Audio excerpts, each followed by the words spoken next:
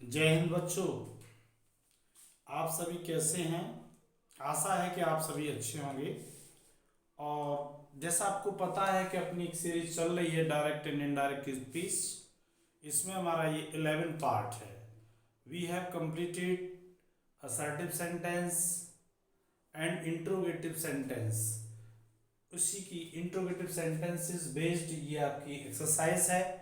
अभी हम और आप मिलकर के इस एक्सरसाइज को समझेंगे कि इन क्वेश्चंस के आंसर क्या होंगे। जो भी यह क्वेश्चंस लिखे हुए हैं ये वेरियस कंपटीशन में इनको पूछा गया है। ठीक, तो let's come and welcome to English with Hariom sir. Okay, please come. The first sentence देखने से पहले बच्चे थोड़ा एक सेंटेंस और देखेंगे जिस वीडियो में एक्चुअली हमने उसको डिस्कस नहीं किया है। जैसे यदि ऐसा होता है ना, जैसे ही सेड टू मी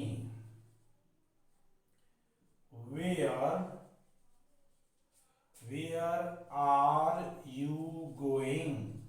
यदि इस प्रकार की सेंटेंस दी है उसमें हमने यस नो टाइप वाली सेंटेंसेस को डिस्कस किया था। ठीक, अब इसमें क्या करेंगे हम, ही सेड टू किस में कन्वर्ट हो जाएगा, आस्क्ड में। आस्क्ड ले लो, जितने भी वर्ड बताए आपको आस्क कर सकते हैं, इंक्वायर कर सकते हैं इसमें, है ना, एंड वांट टू नो कर सकते हैं। ही आस्क्ड मी। अब जब क्वेश्चन वर्ड होता है तो हम क्वेश्चन वर्ड ही लिखते हैं, बट इसके बाद हम सब्जेक्ट लेंगे। सब्जेक्ट क्या है, you is the second person change according to object. तो इसका नॉमिनेटिव केस क्या हुआ, आई के साथ क्या रहेगा, was. Where I was going and full stop. जैसा आपको पता है इनडायरेक्ट स्पीच में हम इंट्रोगेटिव साइन का यूज नहीं करते हैं। ओके, ये इस टाइप से था। अब हम एक्सरसाइज देख सकते हैं। Okay, next please. Mohit said to Monu where is your house. अपने पास ये ब्लैंक स्पेस है, यहां पर आप सभी बच्चे देखेंगे। देखिए, Mohit said to Mohan where is your house. आप ये देखो, रिपोर्टेड स्पीच किस टेंस में है, सॉरी सेंटेंस कैसा, इंट्रोगेटिव। हम सेड टू को चेंज करेंगे, किसको चेंज करेंगे, सेड टू को। तो क्या होगा, मोहित सेड टू किस में चेंज होगा बच्चों, आस्क्ड। मोहित आस्क्ड क्या रहेगा, मोनू। मोहित आस्क्ड मोनू। अब इन्वर्टेड कॉमा यानी किससे स्टार्ट हुई रिपोर्टेड स्पीच, क्वेश्चन वर्ड से। तो बच्चा क्वेश्चन वर्ड ही लिखा जाएगा, वेयर। अब इसके बाद ये वर्ब है, आपको सब्जेक्ट लिखना है, योर हाउस। योर हाउस में योर इज पॉजेसिव के सेकंड पर्सन। मोनू को देखेंगे तो क्या लिखेंगे, हीज हाउस। क्या लिखेंगे, हीज हाउस। बट आपने प्रीवियस वीडियो में ये लर्न किया है कि यहां पर मोहित भी थर्ड पर्सन है, मोनू भी थर्ड पर्सन है, ये भी मैस्कुलाइन है, ये भी मैस्कुलाइन है। तो यहाँ इनडायरेक्ट स्पीच में हिज हाउस इस बात को क्लियर नहीं कर रहा है कि ये घर मोहित का है या मोनू का है, इसलिए आप इस ब्रैकेट में लिखेंगे मोनू। क्या लिखेंगे, मोनूस। ये मोनू के घर के बारे में बात चल रही है। फिर इसका क्या हो जाएगा, वॉज। इसका क्या होगा, वॉज एंड फुल स्टॉप। क्या आएगा, फुल स्टॉप आएगा, बिकॉज वी नो कि we use full stop at the end of indirect speech. Indirect speech में कभी भी इंट्रोगेटिव साइन का यूज नहीं करते हैं। रीजन ये है, ये आपका सेंटेंस हो गया अफर्मेटिव, एंड वेयर लगने से ये क्लॉज बन जाती है। यहां वेयर क्वेश्चन वर्ड नहीं है बल्कि वेयर कंजक्शन का वर्क करता है। यानी इस सेंटेंस को और इस सेंटेंस को जोड़ने का काम कर रहा है where. It is principal clause, it is subordinate clause. ये चलो बाद की बात है, हम सिंथेसिस में सीखेंगे, फिलहाल ये प्रोसेस इसकी रही। Next, she said to me what can I do for you. अब ये इंट्रोगेटिव है, क्या लिखेंगे? सी सेड टू चेंज किस में होगा? सभी बच्चे बताएंगे ASKD, asked. She asked me, फिर लिखेंगे व्हाट। अब व्हाट के बाद कैन नहीं आएगा, आई को चेंज करेंगे फर्स्ट पर्सन यानी सब्जेक्ट के अनुसार, तो क्या आएगा? सी। कैन किसमें चेंज होता है? यदि पास्ट में है तो यहां लिखा जाएगा बच्चा कुड। क्या लिखा जाएगा? Could do for. You is the second person objective case according to object, that is me. चलिए एक चीज और सीखते हैं यहां पर। ये जो फॉर के बाद ये जो वर्डिंग आई है ना, फॉर के बाद यू का आना, जैसे ये लिखा है फॉर यू। अब यदि अंडरलाइन कर दें और आपसे ये पूछ लिया जाए कि यू कौन सा केस है, ये नॉमिनेटिव केस है, पॉजेसिव केस है या ऑब्जेक्टिव केस है? हम ये जानते हैं पॉजेसिव केस आप में से कोई नहीं बताएगा। दो ऑप्शन रहेंगे, या तो आप इसे नॉमिनेटिव केस बताएंगे या ऑब्जेक्टिव केस बताएंगे, क्योंकि यू का ऑब्जेक्टिव नॉमिनेटिव केस भी यू होता है एंड ऑब्जेक्टिव केस भी यू होता है। एक जो आइडेंटिफिकेशन बताई थी वो भी यहाँ पर वीक हो रही है। क्या आइडेंटिफिकेशन थी? यदि यू वर्ब के बाद आता है तो ऑब्जेक्टिव केस होता है, वर्ब से पहले आता है nominative case. You like me, तो लाइक वर्ब है, लाइक से पहले यू है तो ये नॉमिनेटिव केस हुआ। And I like you and here like is verb, verb के बाद क्या आता है? ऑब्जेक्ट, तो ऑब्जेक्टिव केस हुआ। लेकिन फॉर यू में for is neither for is not verb नहीं है, तो ये कॉन्सेप्ट काम नहीं करेगा। अब आप थोड़ा डिटेल में हल्का सा चलेंगे। आपको हम ये बताना चाहेंगे कि ऑब्जेक्ट केवल दो चीज लेती हैं, या तो वर्ब के बाद ऑब्जेक्ट आता है, वर्ब प्लस ऑब्जेक्ट, या तो किसी वर्ब का ऑब्जेक्ट होता है या किसी प्रीपोजिशन का ऑब्जेक्ट होता है। प्रीपोजिशन भी ऑब्जेक्ट लेती है। प्रीपोजिशन के बाद जो वर्ड लिखा होता है वो उस प्रीपोजिशन का ऑब्जेक्ट होता है। यानी कभी सेंटेंस में, इस सेंटेंस में यू इस कैन को अफेक्ट नहीं करेगा, ये फॉर का ऑब्जेक्ट है। फॉर क्या है? प्रीपोजिशन, और प्रीपोजिशन के बाद जो भी प्रोनाउन आता है वो ऑब्जेक्टिव केस में आता है। यहाँ प्रॉब्लम क्या है? यू नॉमिनेटिव केस भी होता है, ऑब्जेक्टिव केस होता है, इसलिए इसकी पहचान नहीं हो पा रही। Answer is correct, objective case. यदि ये ऐसा होता फॉर ही या him, which one is correct? For के बाद यदि लगाना हो ही लगाएंगे या हिम, तो answer should be him, because he is nominative case and him is objective case. इसलिए क्योंकि प्रीपोजिशन के बाद हमेशा ऑब्जेक्ट आता है या उसका वो ऑब्जेक्ट होता है नाउन के लिए, लेकिन प्रोनाउन आएगा तो ऑब्जेक्टिव केस में आएगा। तो बच्चा क्या सीखा? प्रीपोजिशन, हम पूरी इंग्लिश की बात कर रहे हैं, प्रीपोजिशन के बाद जब भी प्रोनाउन आएगा तो वो किस में आएगा? यदि अकेला प्रोनाउन है तो ऑब्जेक्टिव केस में आएगा। आई होप ये बात क्लियर हुई होगी।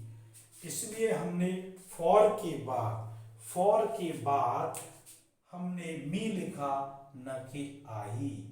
इस फॉर मी और आई में से चुनेंगे। Me is right, I is wrong, because for is preposition and preposition always take objective case because for के बाद ये objective case था, you is second person changed to objective case, that is why here is me। आपके ये 2 sentence complete हुए बच्चों। आगे चलते हैं।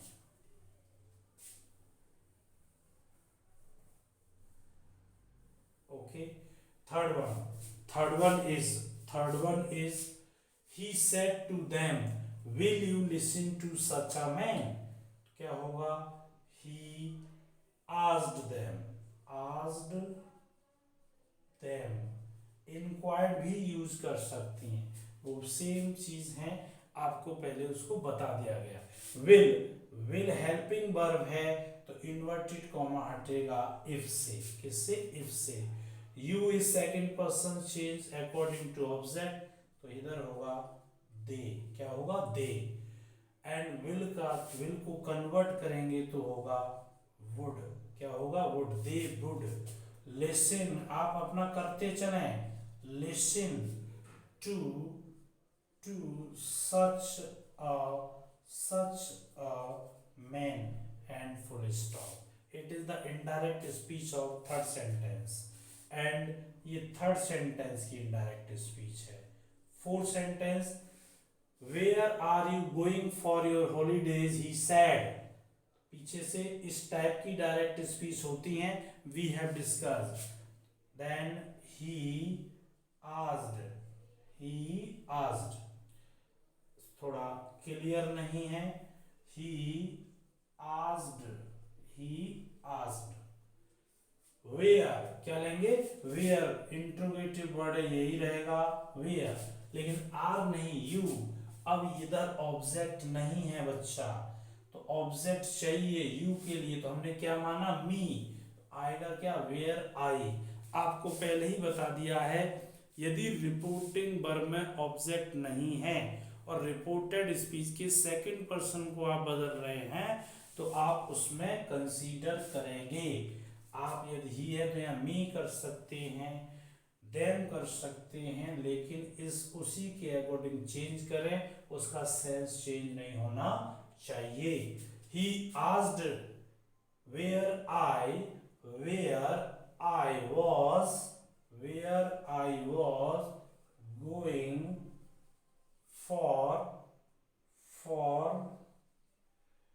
Your change. पजेसिव केस, तो मी का पजेसिव केस होगा my, for my holidays, for my holidays. कुछ बच्चों की थोड़ी घंटी बज रही होगी, उनका मानना होगा सर प्रीपोजिशन आ गई तो माई क्यों लगाया है? आप इस जगह पर मी लगाइए, बच्चा समझेगा। फॉर के बाद दो केसेस आते हैं। बात अभी आपको बताई, यदि केवल प्रोनाउन आए, क्या आए? केवल प्रोनाउन आए। My is not pronoun, my is possessive adjective. And preposition जो होती हैं वो अपने पीछे या तो प्रोनाउन लेंगी, ऑब्जेक्ट लेंगी। क्या लेंगी? ऑब्जेक्ट लेंगी। ऑब्जेक्ट प्रोनाउन के रूप में हो सकता है, यानी आप कह सकते हैं ऑब्जेक्टिव केस लेते हैं। क्या लेते हैं? प्रोनाउन आएगा तो किस केस में आएगा? ऑब्जेक्टिव केस में आएगा, या इसके पीछे नाउन आएगी। क्या आएगी? नाउन। तो my is not pronoun, my is possessive adjective, my holidays is noun, इसलिए फॉर के बाद नाउन लगा हुआ है। 5 sentence, she said have you submitted. Have you submitted your report yet? तो क्या होगा फिफ्थ सेंटेंस, सी आस्ड, अब हैव से स्टार्ट है तो इन्वर्टेड कॉमा किससे हटेगा, इफ से। You is the second person, इसमें ऑब्जेक्ट नहीं है, मी मान लीजिएगा तो आई हैव हैड फिनिश्ड नहीं, submitted. If I had submitted, SUBMITTED, submitted. Your is possessive case second person, यहां हमने कंसीडर क्या किया, मी, तो मी का पजेसिव केस होगा माई रिपोर्ट। येट वर्ड है, इसकी चेंजिंग टिल देन में होती है, नोट कर लें, किसमें होती है, टिल देन, यानी this word yet change into till then. He said to me, थोड़ी हम स्पेस को यहाँ पर बनाएं क्यों, हमको यहीं पर सेंटेंस आपके सॉल्व करने हैं। Okay, yes. सिक्स सेंटेंस क्या कह रहा है, he said to me, he inquired.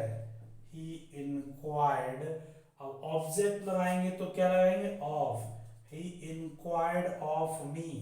अब आस्क से आपने 5 सेंटेंस किए, अब थोड़ी वर्ब चेंज कर लेते हैं, he inquired of me what are you doing, what, अब you change according to object, तो आई वॉज डूइंग, वॉज क्यों आया, present continuous change into past continuous.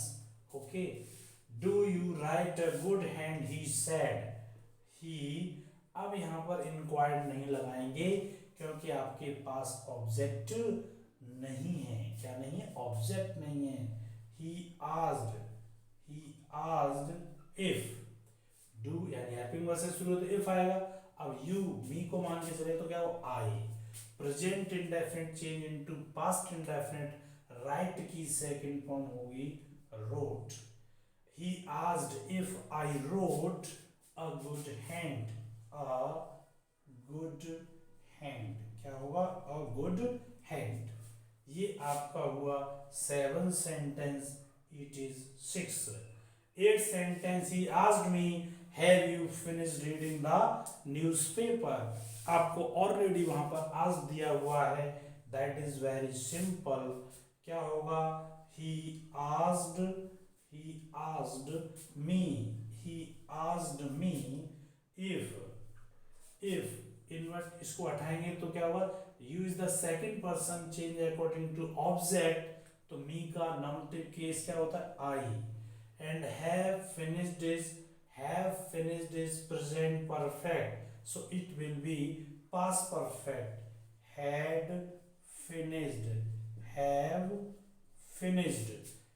finished reading the newspaper,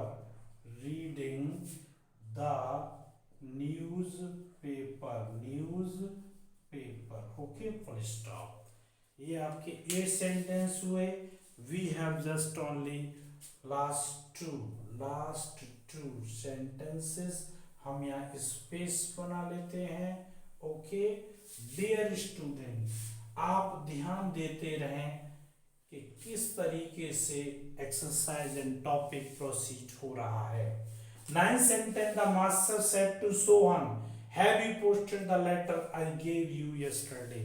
Dear student, ये सारे sentences आपके competition के sentences हैं। Okay, यदि आपने रूल्स को अच्छे से समझ लिया है, कॉन्सेप्ट क्लियर है, कोई भी सेंटेंस आपको परेशान नहीं कर सकता। मेरे चैंपियंस को तो स्पेशली परेशान नहीं कर सकता है। अब यू विल बी चैंपियंस, आप बस जुड़े रहिए। नेक्स्ट क्या बनाएंगे इसको, 9 को, द मास्टर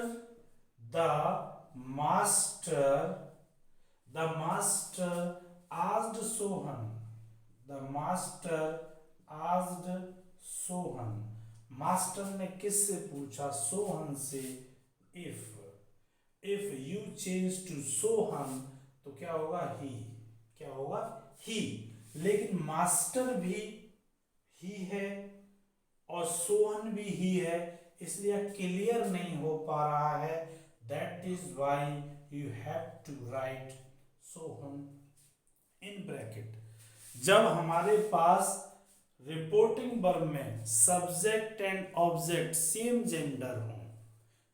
जेंडर हो और यदि हम सेकंड पर्सन से चेंज कर रहे हैं तो ये क्लियर नहीं हो पाता कि वो जो आप ही यूज कर रहे हैं वो किसके लिए यूज हो रहा है। यदि ऐसा है तब हम प्रोनाउन लिख करके ब्रैकेट में वी राइट नेम सोहन। क्या लिख दिया? सोहन।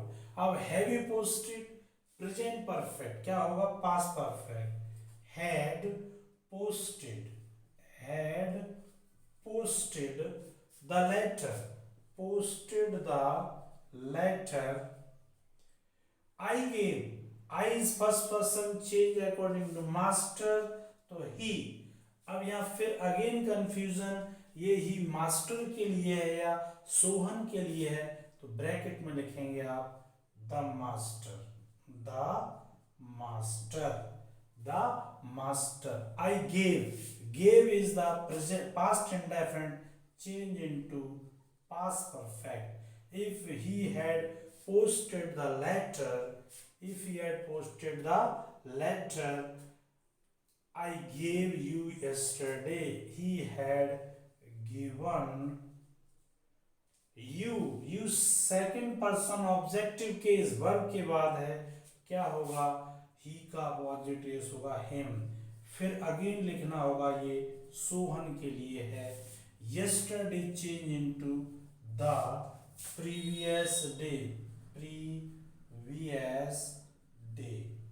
क्या है ये? previous day। Okay. Last sentence I asked what happened, that's is very important. Okay, आप लिख सकते हैं आई आस्क्ड, स्मॉल है, छोटा है, ठीक है। आई आस्क्ड व्हाट केवल आपको लगाना है had happened. Past indefinite change into past perfect, यही इंट्रोगेटिव वर्ड है, यही सब्जेक्ट है। That is why I asked what had happened. ये आपकी एक्सरसाइज रही सभी बच्चों के लिए, ऑल चैंपियंस के लिए। क्वेश्चन है he said to me where is the post office। ये sentence KVS PGT 2013 KVS PGT 2013 में this question was asked. There are 4 options. हम जैसा बताते हैं इस टाइप से आपके कंपटीशन एग्जाम में होगा। He wanted to know where the post office was. He asked me that where the post office was. He asked me where the post office was. He asked me where was the post office. Which one is correct? Write in your comment.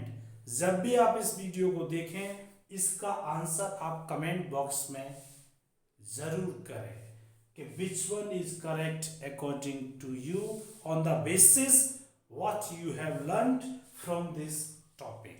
Okay, thus we have finished this topic, interrogative sentences. In next video I will tell you, or we will discuss imperative sentences and its rules and regulation and few examples related to that topic. सभी बच्चों को बस एक ही appeal है सभी बच्चों से, इस वीडियो जो भी आप देखते हैं उसका एक अच्छा सा, बहुत सुंदर सा, बढ़िया सा एक रजिस्टर या नोट कॉपी मेंटेन करें और उसको रिवीजन में समय समय पर लें। जैसे आपको लगे कि आप कुछ भूल रहे हैं तो आप उसमें एक बार रिवीजन अवश्य करें। Definitely you will have good command over English language. आज हमारे चैनल से जो भी नए जुड़े हैं उन सभी से हम अपील करते हैं कि हमारे चैनल को सब्सक्राइब करें, लाइक करें, बेल आइकन का बटन दबाएं ताकि आपको हमारे नेक्स्ट वीडियो की नोटिफिकेशन समय से मिल सके। जुड़े रहिए और अपनी इंग्लिश को मजबूत करें with Hariom sir. Thanks for watching video.